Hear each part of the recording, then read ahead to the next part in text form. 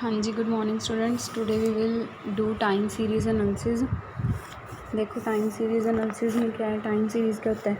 It has an important place in economics and business fields, mostly data related to economic and business studies like prices, national income, population, imports and exports, production, consumption, profits and sales are collected on basis of time. कि मतलब बहुत सारी activities हैं जो economic activities हैं, उनसे related जो मतलब अलग अलग टाइम से रिलेटेड डाटा इकट्ठा किया जाता है, ठीक है, उसको स्टडी करना।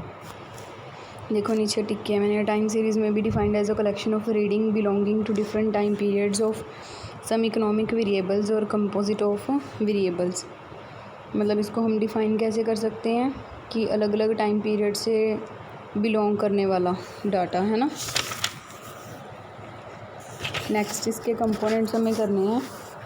देखो कहते कोई भी वेरिएबल है उसमें चेंजेस आते रहते हैं, और चेंजेस लाने वाले बहुत सारे फैक्टर्स होते हैं, कोई सिंगल फैक्टर नहीं होता। जैसे प्राइस चेंज होता है, डिमांड, बाकी गुड्स का प्राइस, टेस्ट, फैशन, ठीक है, सभी फैक्टर्स इफेक्ट करते हैं।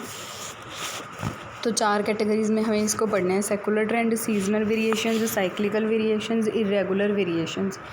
सेकुलर हो गया लॉन्ग टाइम पीरियड, बहुत लंबे समय तक मतलब जो चेंजेस आएंगे इस टाइम के कारण, जैसे प्रोडक्शन, पॉपुलेशन, अगर ये बढ़ रहे हैं तो अपवर्ड ट्रेंड है ना, कम हो रहे हैं जैसे डेथ के कारण, पॉपुलेशन कम हो रही है डिजीज़ के कारण, तो डाउनवर्ड ट्रेंड हो जाएगा। अब ये फर्दर 2 टाइप्स का होता है, लीनियर और नॉन लीनियर। लीनियर मतलब जब आप ग्राफ पे प्लॉट करोगे, अगर सारे पॉइंट्स एक स्ट्रेट लाइन के आसपास आ रहे हैं तो वो लीनियर ट्रेंड होगा, अगर कर्व में आ रहे हैं तो वो नॉन लीनियर होगा। एक्सपोनेंशियल भी हो सकता है पावर में, मतलब y = AB⁻T, ठीक है, तो ये ऊपर को जा रहा है या नीचे को भी हो सकता है। नेक्स्ट सीजनल वेरिएशंस, जो मतलब सीज़न के कारण है ना फेस करनी पड़ती हैं, जैसे वेदर या क्लाइमेट चेंज होने के कारण किसी चीज़ की सेल ज़्यादा हो जाती है, कभी कम, या हैबिट्स, कस्टम, ट्रेडिशन चेंज होने के कारण।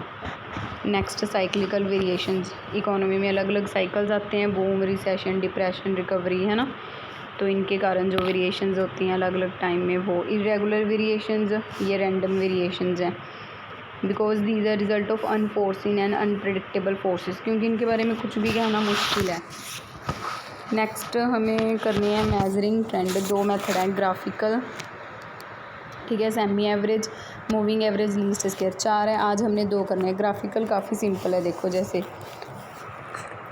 एग्जांपल गिवन है, ईयर और सेल्स गिवन है, इसको आपने प्लॉट कर लिया, ग्राफ बना लिया, उसके बाद ना फ्री हैंड आप एक कर्व बनाओगे। कर्व कैसे बनानी है कि जितने वेरिएशंस ऊपर हों उतने ही नीचे, ऐसे हैंड से निकाल के बनानी है कर्व, ठीक है, इसको हम ट्रेंड लाइन बोलते हैं। जो नेक्स्ट है सेमी एवरेज, वो काफ़ी मतलब इजी है।